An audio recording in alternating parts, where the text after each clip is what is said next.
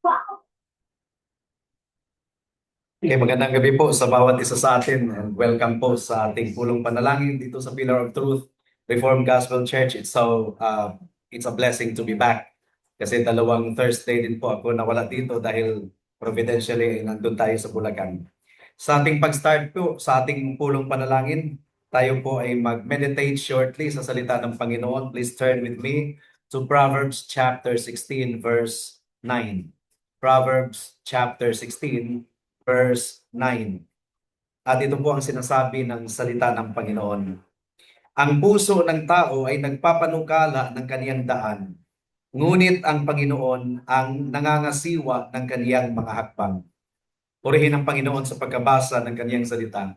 Well, sa ating pagbubulay-bulay sa bahagi ng ito ng kasulatan, kailangan pong i-direct natin ang ating isipan sa isang foundational principle na siyang namamahala at nangangasiwa sa buong Christian life po natin. Ang mga tao dito sa mundo, mga wala pa kay Kristo, meron po talaga silang delusion na sila ay autonomous, na sila ay independent, na sila ay makakagawa ng anumang bagay apart from God. They may not admit it with their mouth, but as they act, ay talagang parang walang Diyos. Wala talaga silang kinikilala na Diyos because at the back of their mind, they really think that they are autonomous. Ang common na pananalita sa mga tao dito sa mundo ay nagsasabing, you are the master of your own destiny, you are the master of your own fate, you are the captain of your own soul.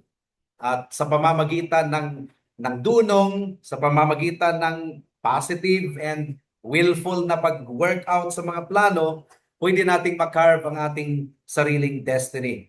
Pero ang Biblia, particularly ang ating teksto ngayong gabi, ang bumabasag sa delusion po na yan. Nakikita po natin sa ating teksto na ang creature na katulad natin ay meron pong desire, merong panukala. Pero ang ating panukala ay nasa ilalim po ng pangangasiwa ng decree ng ating tagapaglikha. So here's a conflict or tension between the desires of the creature and the decrees of the Creator. Kaya i-examine po natin itong passage na ito ngayong gabi, hindi bilang isang detached philosophical exercise, kundi merong seriousness bilang mga kalalakihan at kababaihan na ang ating existence ay nasa ilalim or nasa kamay lamang po ng ating Panginoon. Meron pong tatlong bahagi ang ating pagbubulay-bulay sa gabing ito. Una, the pathology of the planned course. Ito na yung proactiveness natin sa pagsasagawa ng plano, no?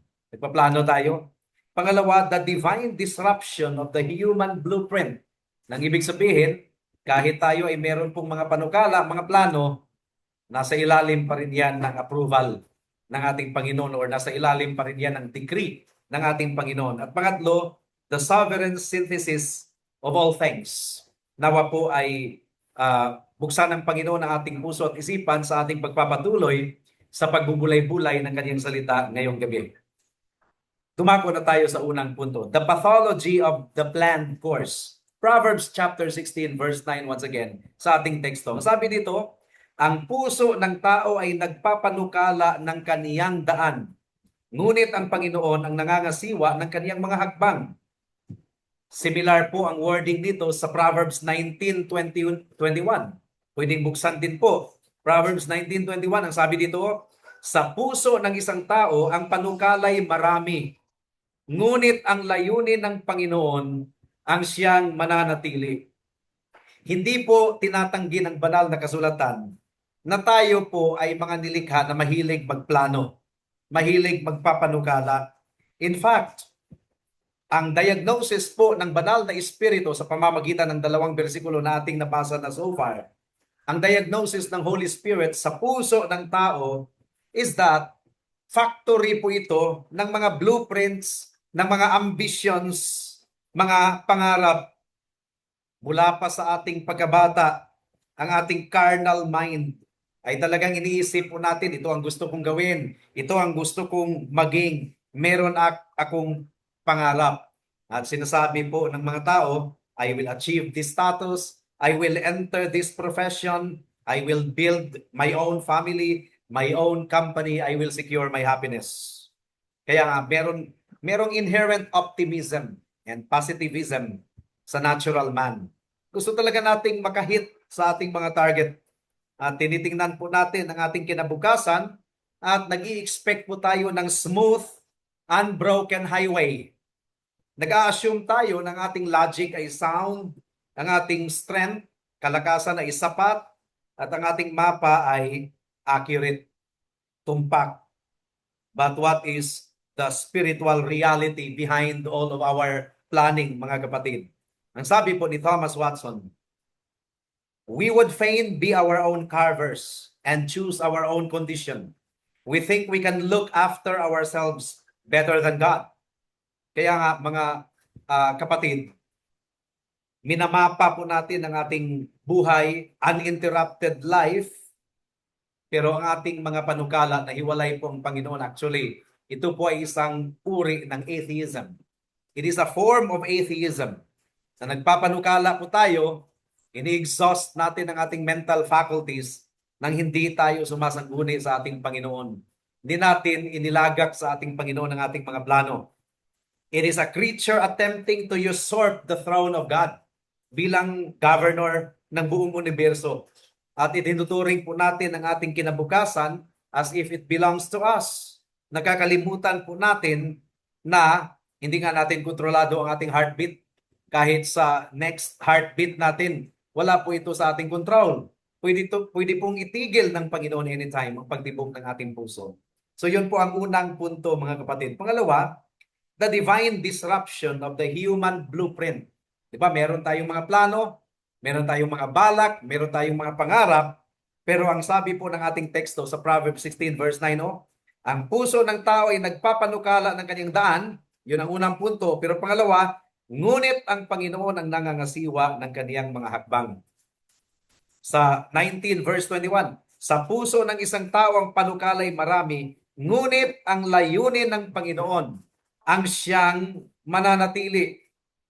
Now, kung honest po tayo, kung i-review po natin ang kasaysayan ng mundo at kasaysayan po ng ating buhay, mga kapatid, kakaunti lang po talaga sa atin dito sa mundo ang makakapagsabi na lahat ng plano ko ay natupad, smooth lahat. Meron ba? Kung meron man, bihirang-bihira, kakaunti na yung from start to finish, straight line, walang kurba-kurba, smooth. Nangyari po lahat, wala po talaga. Marami, majority po sa atin, 99.9%. Meron tayong mga plano but at some point na interrupt, na disrupt, na bago, na change direction. Now and then, gustong-gusto talaga ng mga tao yung kung ano yung binabalak natin kahit dito sa church, sa Pillar of Truth. Meron tayong vision, meron tayong target, meron tayong pinapangarap sa ating decision making as a church, meron tayong pinapangarap. Hindi ko alam kung meron bang church na from start to finish of the church's plans and existence ay straight line at hindi na interrupt. Hindi ko alam. Parang wala yata eh. Parang wala talaga. Meron at meron po talagang mga disrupting intervention, mga kaganapan na hindi po natin makontrolar. Wala po talagang exempted po dito kung meron man. 0.1%, 0.001% nga siguro. Because most people's lives ay nagiging radically different sa una nating binalak at una nating pinangarap. At the close of many of people's days, marami po talagang magsasabi na hindi naman sana ito ang kurso na gusto ko eh. Originally, gusto naman talagang mag-nursing eh. Kaya nga kumuha ko ng STEM kasi gusto ko talagang mag-nursing. Pero napunta sa education. Napunta sa hospitality management. Oh, hindi naman talaga originally ito ang aking balak, pero dito ako dinala ng Panginoon. Bawat isa sa atin, in one way or another, ganyan po talaga ang ating patutuo. At the very critical juncture ng ating personal na buhay at ng ating corporate life as a church, meron pong pag-change of direction. Meron pong pag-thwart ng ating mga directions. Lahat po ng biographies ay nangyayari talagang ganon. Ang tanong, bakit ito nangyayari, mga kapatid? Is it because the world is governed by blind chance or aksidente lamang? Is it because nagkaroon po ng bad luck or nagkaroon ng cosmic chaos? Ang sagot, bilang mananampalataya, 1,000 times no. Ang sabi po ni John Gill, man proposes but God disposes. Man designs but God determines. All things are ordered by the definitive sentence of God. Malinaw po yan. Malinaw. Yung mga disruptions ng ating mga plano, direct intervention yan ng ating Panginoon. Gaya ng sinabi po ni Christmas Evans, dinescribe po niya ang isang kumbaga sumasakay sa bangka na tumitingin siya sa mapa, hindi siya familiar sa place. Akala niya okay yung pagsunod niya, pag-execute sa mapa, pero delikado pala. And someone who was familiar in the navigation better, sinadyang ibangga sa bato kaysa naman mahulog siya sa bangin. Sinadyang ibangga para siya ay mapilitan na bumalik doon sa land. Nagkakaroon po ng collision. Yung mga collision na yon ay intervention po ito ng ating Panginoon. A human plan must always break. And that leads us to the third and final point of our meditation, the sovereign synthesis of all things. Bilang mga mananampalataya sa Panginoon, hindi po nagtitripping ang ating Panginoon. Di ba? Meron siyang mga disruptions, mga interventions sa ating plano. For what? Hindi po nagtitripping ang ating Panginoon na trip-trip lang niya. Meron pong layunin. Romans 8:28. At nalalaman natin na sa lahat ng mga bagay ang Diyos ay gumagawa sa ikabubuti ng mga umiibig sa Kanya. Sa kanila na mga tinawag alinsunod sa Kaniyang layunin. It was all for the good of His people. Ano man ang karanasan natin this past 5 years, this past 2 years, or this past year sa ating buhay bilang mananampalataya or bilang isang corporate body. Hindi man kanais-nais sa ating pagtingin, but God works all things for the good of His people. At ang good na yan ay para sa ating conformity to Christ. Yun ang ibig sabihin ng good. That we will be more conformed to the Lord Jesus Christ. Samantalang ang ating mga human plan ay mabroken, maaring mabreak ang ating human plan, ang carnal mind natin ay manghihinayang or madidespair tayo, magkakaroon tayo ng resentment sa mga pangyayari at sinasabi po natin na sayang. Diba sayang? Okay na sana, pero sayang, biglang may nangyari kasi. Yun ang carnal mind, yun ang ating perspektibo. Pero nasabi po ng salita ng ating Panginoon, ang ating mga karanasan ay divine laboratory lang pala ng providence ng ating Panginoon. All of our experiences is a great divine laboratory of providence. Kaya nga sabi po ni Paul, God causes all things to work together. Walang isolated event kasi na aksidente lang. All things work together. Lahat po yun. Wala pong patapon na experience. Hindi po sinasabi ni Apostle Paul na every individual event in isolation is good. Wala pong isolated event. Of course, sickness is not good in the immediate sense of the word. Sickness is not good. Bankruptcy is not good. Kung magninegosyo ka at mabankrupt, it's not good in the superficial sense of the word. Ang kamatayan ng ating loved ones, pagpanaw, ay talagang masakit yan, masaklap yan, unnatural and wrenching. Ang pag-shatter ng ating ambition sa buhay na pumalpak o hindi natupad ay masakit din yan. Pero hindi po iniiwan ng Panginoon itong mga events na ito in isolation. God takes the bitter ingredients as well as the sweet ingredients sa ating buhay para tayo ay mag-conform sa ating Panginoon. May mga bitter ingredients of life. May mga sweet ingredients of life. Mga broken dreams, mga realized hopes, Minix yan ng Panginoon together to make us the child of God that He wants us to be. Pangit pong kainin ang baking powder in isolation. Pangit pong kainin ang yeast at ang asin at ang oil in isolation. Pangit na kainin, no?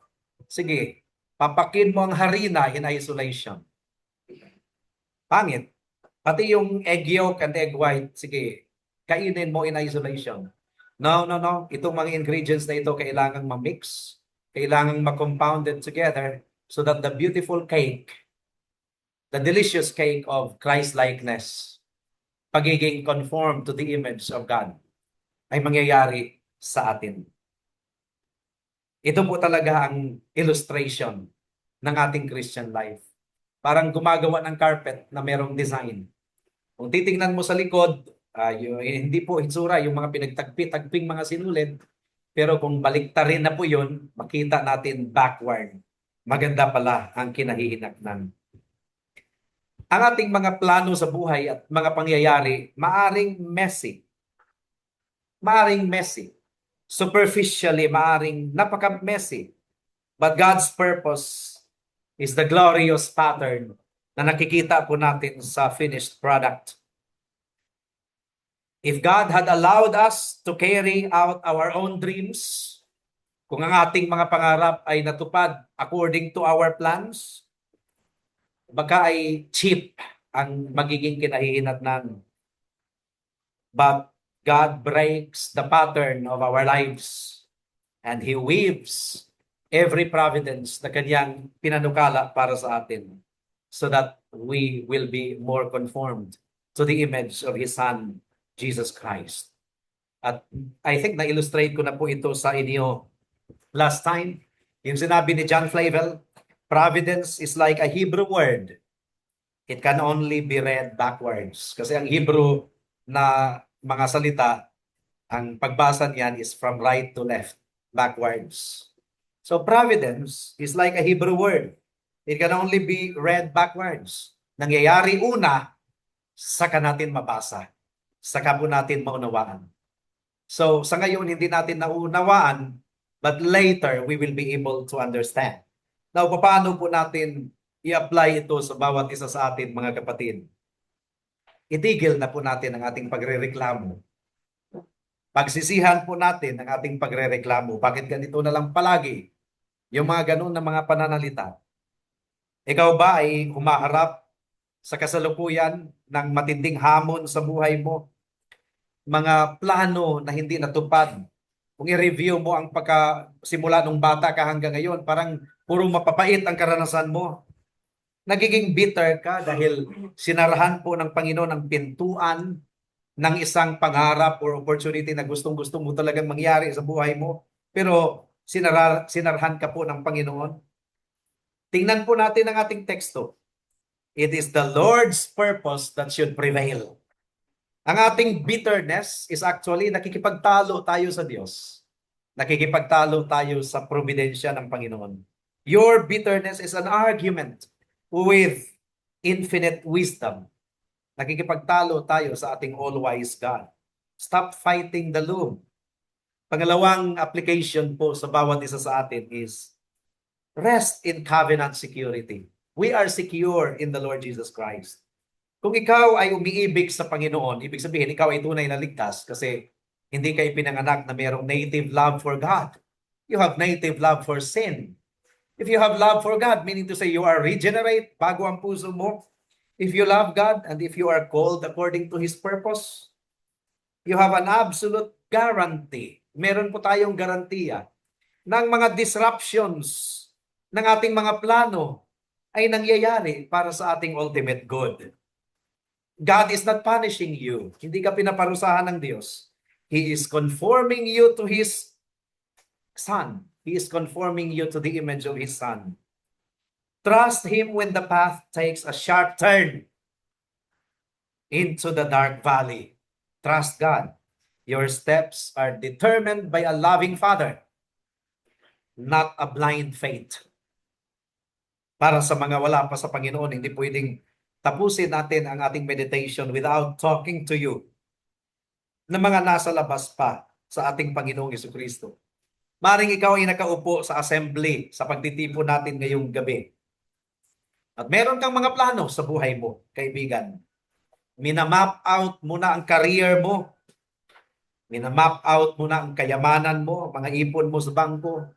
Pinaplano mo na ang retirement mo. At nagbabalak ka na or nagpaplano ka na sa mga pleasures mo. What I mean by that is yung vacation mo, mga travels mo. Maring binabalak mo na yun lahat. At iniisip mo that you have everything under control.